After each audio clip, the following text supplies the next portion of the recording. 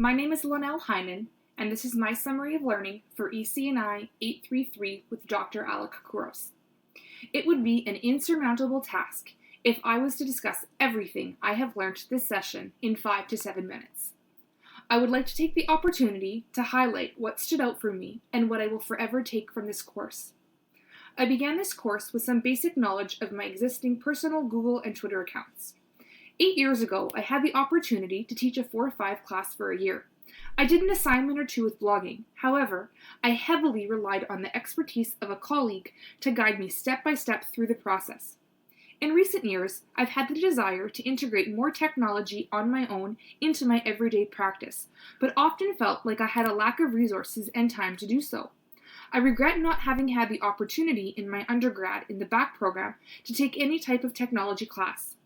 I entered the workforce feeling a hesitation towards technology, and often a step behind my counterparts who convocated in the English education stream. These feelings prompted me to take this course. In a matter of months, I have completely shifted my perception of how I can independently teach and learn online. I am engaged and eager to embrace and share the knowledge I have learned in my first EdTech class. I am proud of my WordPress blog, and I'm looking forward to creating a class blog page for my French immersion kindergartens upon my return to work in the spring. For the purpose of this assignment, I have decided to highlight, at certain points in the presentation, some of the reoccurring underlining narratives I saw throughout the course. Some of my learnings and the associated narratives I consider to be taught and learnt in the hidden curriculum, and some the official curriculum. Both curriculums that Alec and you all as my classmates have taught me, in my mind, have equal merit. I must start by addressing assessment technology. I loved everyone's posts and the rich discussions around the pros and cons of all the different types of assessment technology. Learning about QuickKey, Scrata, Plickers, Today's Meet, and particularly Seesaw were a few of my favorite assessment tools to discover. The questions debated around assessment, such as who created the assessment technologies? How much assessment can and should be done in our pre-K to 12 system? For who are we assessing, and what will be done with the data? These questions all highlighted the importance of our role as educators. We are major stakeholders in the education system, and I believe we have a duty to protect our students' learning time, yet balance it with the need for assessment. Amanda Ronan said it beautifully. Assessments themselves have been vilified, when in fact it's why assessments are given and how the data is used that is the real issue. Web 1.0, 2.0, and 3.0. While learning about the evolution of what was originally called the World Wide Web, we had the opportunity to participate in a Twitter chat while using TweetDeck. As a first-time user of TweetDeck, I found it to be super user-friendly, and I plan on using it again in future grad courses, during presentations, and while participating in future Sask Ed chats. Learning about Web 3.0, also called the semantic web, has better prepared me to teach and learn in our fast-paced education 3.0 world.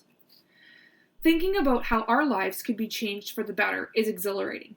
An internet that continually evolves and changes to anticipate my needs, likes, and dislikes could save me a lot of time personally and professionally.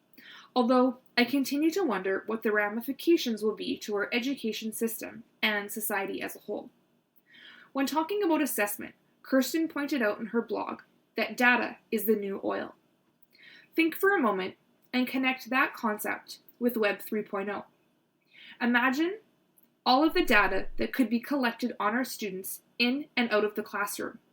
Where our students shop, what they eat, and who they associate with could be scrutinized. Do we, as educators, have a shared ideology for privacy of our students' data? Is our students' data worth more than oil to us as educators? Would our government protect our students' data or sell it off like oil? Angus replied to Kirsten's post stating, I really struggle with how education is becoming a conduit to greater profits and how data can and will be used to the advantage of the corporation that mines said data. Well said, Angus. This is a perfect example of the more I learnt in class, the more questions I had, and the more I tried to think of how and if these problems could all be resolved. When learning about tools for distance and online education, I gained a greater awareness about myself and my own shortcomings teaching. I was reassured it's okay if I don't know everything EdTech, and that I can learn alongside my students.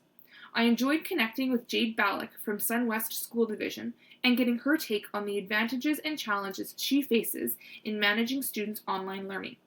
I appreciated the opportunity our blog post prompt gave us. We were to look into our own learning online experience and imagine what our students' online learning experience could look like. Deliberating the pros and cons of teaching French immersion kindergarten online was an eye-opener. Audrey Waters was one of my favorite readings this semester, and I have to highlight what she said in her article, The Future of Education, Programmed or Programmable. She states, the readable, writable, programmable web is an important development in education technology, perhaps one of the most. As such, we just can't let that go. We just can't surrender the web to the technology industry, just as we shouldn't surrender EdTech to programmed instruction. I feel that that is an important quote to keep in mind moving into an era where online education could be seen as a solution to mitigate costs in education. If education is to go predominantly online, who will be in control of it? Google Plus community. When I wanted to learn something new or needed help with a technology question, this is where I went. I loved our discussions and the supportive environment that was created here. My two most favorite Google Plus posts were in regards to a certain Regina Public Schools' new no personal device policy, and an article titled, Teachers on Facebook is posting that beach bikini shot going too far. Taking a look at the SMART model for technology integration and the debate to have devices or not in the classroom continues to make me question, are we truly preparing our students for the future if they're not permitted to use their personal electronic devices for learning? In class, we learned how there was initial pushback when technologies such as the Blackboard were introduced. Is some of what we are seeing transpire in Regina schools a resistance to change? Perhaps the no device policy is a way of balancing change and making it manageable. If all students do not have equal access to personal electronic devices, should BYOD be allowed? Think of the socio-economic divide it creates. Are we further marginalizing already disadvantaged youth if we support BYOD? On the other hand, are we limiting students' freedom and potential who have access to a personal device by not allowing them to use it in class? Yes, I loved the ability to discuss openly and informally our opinions in our Google Plus community. Again, the more I learned, the more questions I had. For me, this class has emphasized the depth of importance in keeping up with educational technology throughout my profession.